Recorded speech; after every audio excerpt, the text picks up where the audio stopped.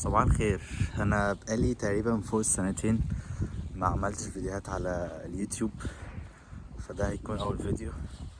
فممكن يكون طريقة التصوير غريبة شوية ولا حاجة، لكن انا عايز اتكلم في كام نقطة كده النهاردة مهمين جدا. كلنا عندنا احلام وافكار نفسنا نحققها، وبنبقى على بعد خطوة واحدة من تحقيق الحلم ده، ولكن للأسف الحجج والأعذار هي اللي بتكسب دايما. أنا في الحقيقة طول عمري بحلم إن أنا أسافر وأعيش برا مصر وأبقى طالب انترناشونال بقى، وأعيش مع الطلبة الأجانب وأتعرف على ناس، أتعلم اللغات وأشوف جامعات مختلفة والكلام ده كله، الحاجات اللي احنا بنشوفها في الأفلام ونشوفها على اليوتيوب ده. في نفس الوقت أعمل فيديوهات وأسجل التغيير اللي بيحصل في حياتي، وأسجل كل الحاجات اللي بتحصل.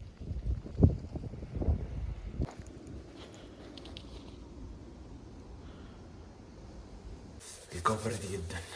المهم انا بقالي فتره كده بفكر، هو انا ليه مش بصور او ليه مش بعمل الحاجه اللي انا بحبها؟